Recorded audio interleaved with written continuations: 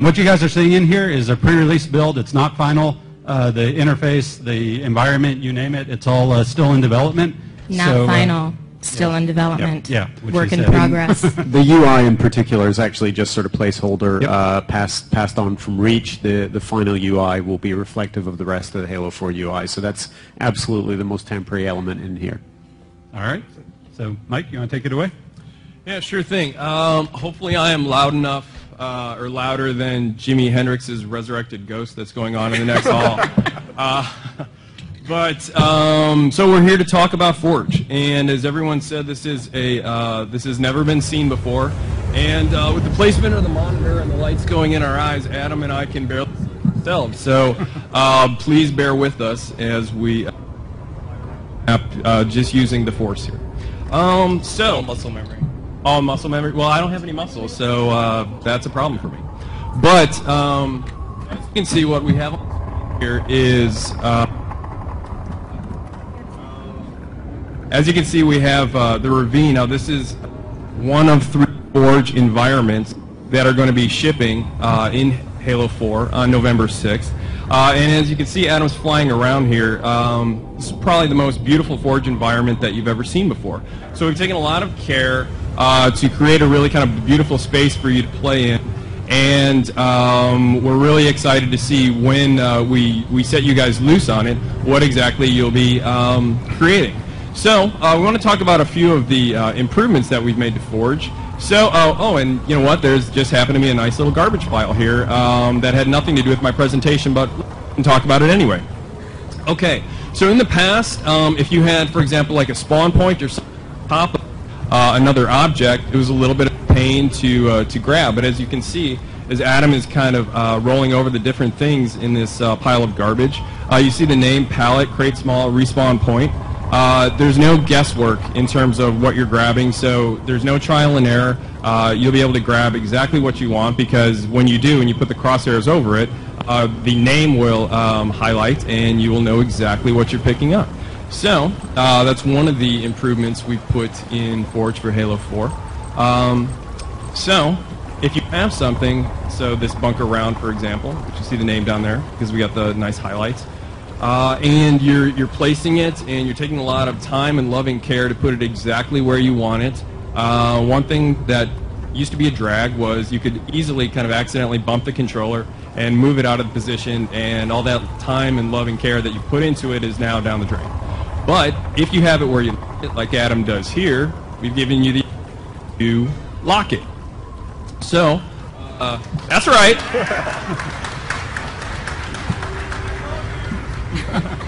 I love you more. So now we have this nice piece exactly where we want it. It's locked. It is going to stay there until the end of time, or when if Adam decides to unlock it and move it wherever he likes. So you see we have this half a bunker. I mean, who out there wants half a bunker? Hey, only that guy. You, out of here, security.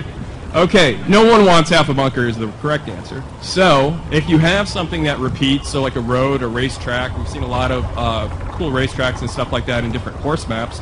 If you have something that you want to repeat, now we've given you the ability to dupe it. So, Adam has, this guy loves duping. Okay, so Adam has duped the base, and he is getting it lined up, and you know, sometimes it used to be a little bit of a pain to get things exactly lined up.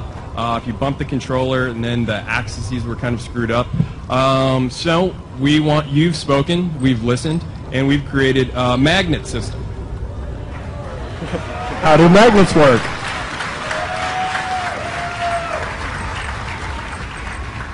Magnets in 2012. Everyone can vote for that. Okay, so if you enable magnets and you put 2 pieces together, like Adam's doing here, the bridge really easily magnetize. Jimi Hendrix is back. The pieces magnetize together, fit together seamlessly. So if you're going to build something like a bridge here, you can build it. This used to take, I think we timed it, and I think it was 9 years to build a bridge. Now it's taking under 9 seconds. So that's a huge improvement. So if you're building something, a racetrack, a bridge, a wall, something that repeats, you just can keep duping and magnetizing, and build what you wanted to build in a fraction of the time. So less focus on actually the mechanics of building, more on the actual creativity. So we built a couple things. We're liking it. And now let's talk about how it looks. So if you take a look at the both half of base round, bunker round that we've slapped together here, take a look at the lighting. This thing looks like it is high noon. This also is a kick-ass Halo map. Ooh, Halo joke. Nice. It looks bright. I mean, it's practically glowing. So if you're in a low lighting kind of situation and you would have something that looks like it's on the center of the sun, it kind of sticks out like a sore thumb. But if we go into player mode now, boom, dynamic lighting. Okay, so, yeah, give it up for dynamic lighting.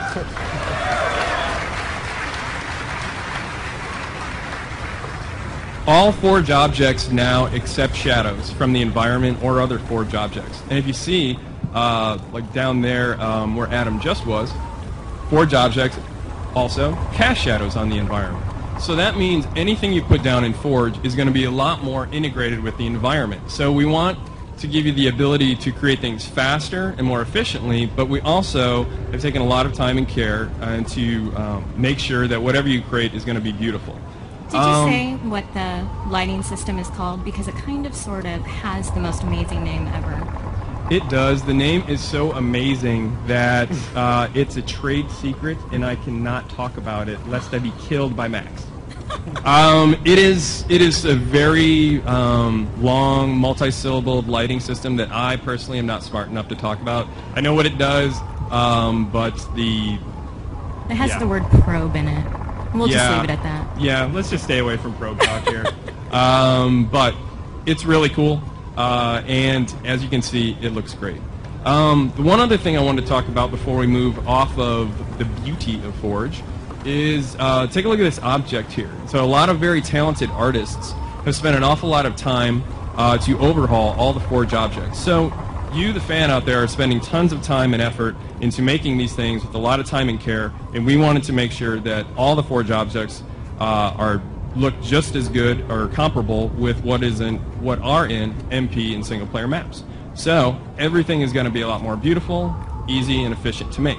So now, let's see, we've got a little bridge going over the ravine. I've got money on saying Adam cannot make the jump, so let's see. You can do it. You can do it. So close. Oh my god. Not even close, as you can see. Okay, so in the past, if we wanted to make a jump like that, we would have to alter gravity, and that would apply to the entire map. So if you wanted to create low gravity, you'd have basically a low gravity map. That's right. Yeah! Yeah! I mean, you guys are so smart, I don't even need to tell you what's going on here. But for that one guy out there, yes, I'm talking about you, sir, who looks confused, let me just describe it. What Adam has done is laid down what's known as a player trait zone. What is a player trait zone? It's a player trait zone. Come on. The name describes it. In that little zone that he's made, which he scaled to just really the size of the bridge, you can affect the Spartan's traits. So let's say speed, jump size, or jump height rather, damage absorption, a lot of other things. And so now with that trait zone laid down, let's see if he can now make the jump. Oh yeah.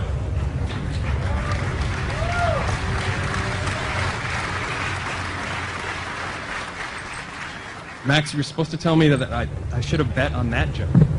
Well, you were betting against me. Oh, that's right, that's right. Well, you pay me, so. Anyway, it all comes from him.